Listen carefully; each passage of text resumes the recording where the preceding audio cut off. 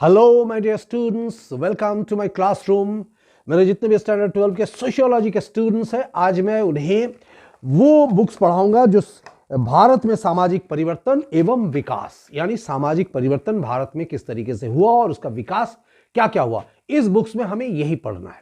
तो यहां हमने जो प्रथम जो अध्याय था उसमें से हम लोग जितना आगे बढ़ चुके थे उसके बाद से हम आगे पढ़ेंगे, और वहां पर आता है कि उपनिवेशवाद की समझ, यानी उसके पहले तक का जो अध्याय था, चैप्टर्स जो थे वो हमने पढ़ा। और यहां पर हम लोग चलेंगे उपनिवेशवाद की समझ। उपनिवेशवाद क्या है उसको जानना हमें जरूरी है। तो देखिए, उपनिवेशवाद के बारे में हम लोग आगे पढ़ते हैं। कुछ हद तक तो हमने पिछले जो क्लास था वहां हमने पढ़ा भी है, इसके बारे में जानकारी भी ली है, लेकिन आगे चलते हैं और जो जो है उसको हम लोग यहां पढ़ेंगे, देखेंगे, समझेंगे। तो आप लोग बुक लेकर बैठ जाइए। अभी हम लाइन बाय लाइन चलेंगे आप लोगों को बताने के लिए और उसको एक्सप्लेन भी करेंगे। तो देखिए क्या है, एक स्तर पर एक देश के द्वारा दूसरे देश पर शासन को उपनिवेशवाद माना जाता है। तो सबसे पहले अपने दिमाग में इस बात को बैठा ले कि एक देश के द्वारा दूसरे देश पर शासन करना, उसको अपने गुलामी में रखना, गुलाम बनाए रखना ही उपनिवेशवाद है। एक लाइन में आप इसको बता सकते हैं। तो एक स्तर पर एक देश के द्वारा दूसरे देश पर शासन को उपनिवेशवाद माना जाता है। आधुनिक काल में पश्चिमी उपनिवेशवाद को सबसे ज्यादा प्रभाव रहा है। पश्चिमी उपनिवेशवाद का सबसे ज्यादा प्रभाव रहा है, सही बात है। पश्चिमी जो देशों का ही बोलबाला रहा, उसने शासन किया हम पर, और उसके शासन काल में हमारे अंदर, चाहे वो सामाजिक व्यवस्था हो, सांस्कृतिक व्यवस्था हो, राजनीतिक व्यवस्था हो, बहुत सारे परिवर्तन देखने को मिले। भारत के इतिहास से स्पष्ट होता है कि यहां काल और स्थान के अनुसार विभिन्न प्रकार के समूह का उन विभिन्न क्षेत्रों पर शासन रहा जो आज के आधुनिक भारत को निर्मित करते हैं।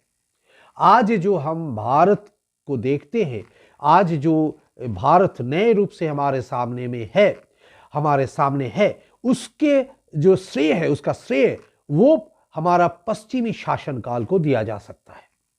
क्योंकि उस समय जब हमारे ऊपर पश्चिमी देशों का शासन था तो उससे हम बहुत ज्यादा प्रभावित हुए।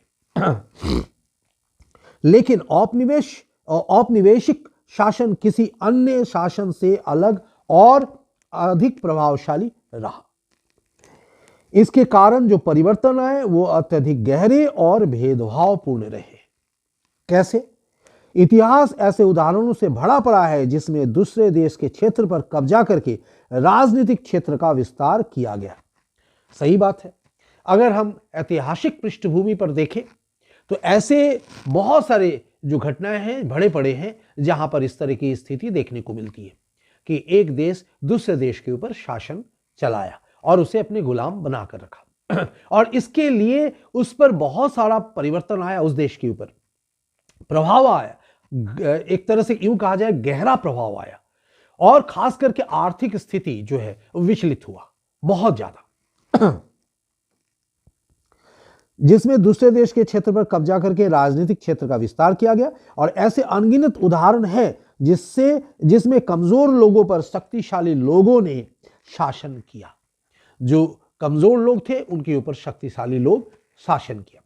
हमारे ऊपर भी जब ब्रिटिश इसका शासन रहा तो भारतीय जो थे वो कहीं ना कहीं कमजोर पड़े उनके आगे, तभी उन्होंने हमारे ऊपर जमकर अपना शासन चलाया और हम गुलामी की जिंदगी जिए। लेकिन गौर करने वाली बात यह है कि पूंजीवाद के आने से पहले के साम्राज्य और पूंजीवाद दौर के शासन में गुणात्मक अंतर है। एक बात देखने योग्य है कि पूंजीवाद के आने के पहले का जो स्टेट था, जो अवस्था था, और पूंजीवाद आ जाने के बाद, यानी कैपिटलिज्म जब आ गया उसके बाद जो बदलाव आया वो देखने योग्य है। और उसके अंदर गुणात्मक अंतर आया, यानी क्वालिटेटिव अगर कहा जाए, बहुत सारे अंतर आए। पूर्व पूंजीवाद शासक अपने प्रभुत्व से लाभ प्राप्त कर सके जो उनके निरंतर शासन अथवा विरासत में व्यक्त होता है। कुल मिलाकर पूर्व पूंजीवादी शासक समाज के आर्थिक आधार में हस्तक्षेप नहीं कर पाए। उन्होंने परंपरागत आर्थिक व्यवस्थाओं पर कब्जा करके अपनी सत्ता को बनाए रखा। अपनी सत्ता को उन्होंने बनाए रखा, उसके ऊपर कब्जा करके। इसके विपरीत ब्रितानी उपनिवेशवाद पूंजीवादी व्यवस्था पर आधारित था। इसने प्रत्यक्ष रूप से आर्थिक व्यवसाय में बड़े पैमाने पर हस्तक्षेप किए। आर्थिक क्षेत्र में बहुत ही बड़े पैमाने पर उन्होंने अपना हाथ जमाया यहां पर, और जिनसे ब्रितानी पूंजीवाद का विस्तार हुआ और उसे मजबूती मिली। आई बात समझ में? उसके जो अगर यूं देखा जाए, अभी एक सहज रूप से अगर हम लोग कह दें कि हमारे ऊपर जो ब्रिटिश ने शासन किया, तो हमसे बहुत सारे ऐसे चीज उन्होंने छीन कर लेकर चला गया। हमारे समृद्धि सबसे पहले, भारत जो है वो गरीब नहीं है, हम भारतवासी गरीब बन गए। हमसे हमारे बहुत सारे ऐसे चीज जो है वो उन्होंने छीन कर ले लिया, जिससे हम वो जिंदगी जीने लगे। हमको उस हद तक बढ़ने में, यानी जहां कहा जाए कि एक स्वाधीन भारत में भी अगर हम देखें अपने पृष्ठभूमि को, तो भी हमारे मतलब लाचारी देखने को मिलती थी, गरीबी देखने को मिलती थी। वो हमारे जब जिसको कहा जाए कि हम जब स्वतंत्र बने और हमारे अपना खुद का शासन तंत्र बना, तब जाकर हम आगे की तरफ बढ़ना शुरू किए। अन्यथा हम जो उस गुलामी के दलदल में फंस गए थे, तो हमारे जिंदगी जो है बद से बदतर बन गई थी, बद से बदतर बन गई थी। और इसका प्रभाव, सीधा प्रभाव हमारे आर्थिक जीवन पर पड़ा। इसके विपरीत ब्रितानी उपनिवेशवाद पूंजीवादी व्यवस्था पर आधारित था, सही बात है, और इसने प्रत्यक्ष रूप से आर्थिक व्यवसाय में बड़े पैमाने पर हस्तक्षेप किए, जिससे ब्रितानी पूंजीवाद का विस्तार हुआ और उसे मजबूती मिली। जैसा मैंने कहा भी, उदाहरण के लिए भूमि संबंधी नियमों को ले ले, भूमि अधिग्रहण जिसको कहा जाए। ब्रितानी उपनिवेशवाद ने केवल भूमि स्वामित्व के नियमों को, भूमि जो स्वामित्व के नियम जो थे उसके नियमों को ही नहीं बदला, अपितु यह भी निर्धारित किया कि कौन सी फसल उगाई जाए।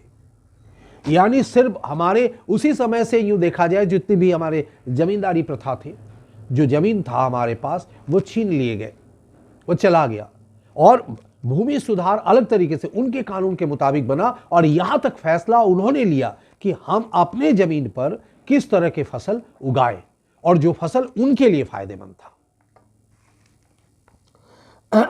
और कौन सी नहीं। इसने उत्पादन क्षेत्र को भी नहीं छोड़ा, उत्पादन के किसी क्षेत्र को नहीं छोड़ा, वस्तुओं के उत्पादन की प्रणाली और उनके वितरण के तरीकों को भी बदल दिया। यानी डिस्ट्रीब्यूशन, जो प्रोडक्शन की एक बहुत अहम चीज होता है, उत्पादन का अहम चीज होता है वितरण। वितरण अगर सही नहीं हुआ, आप में से जो भी, जिनके पास भी इकोनॉमिक्स की जानकारी हो, और आप देखेंगे अगर वितरण प्रणाली सही नहीं होता है, तो ये भेदभाव जो है वो पनपता जाता है, बढ़ता जाता है, वो बढ़ता ही जाएगा। यहां तक कि ब्रिटिश उपनिवेशवाद ने ब्रिटिश पूंजीवादी के प्रसार के लिए जंगलों को भी नहीं छोड़ा, फॉरेस्ट को भी नहीं छोड़ा। उन्होंने पेड़ों की कटाई और बागानों में चाय की खेती की शुरुआत करवाई। यानी हमारे बागान जो है, हमारे पेड़ जो है वह कटे, और वहां पर उन्होंने चाय की खेती करवाई।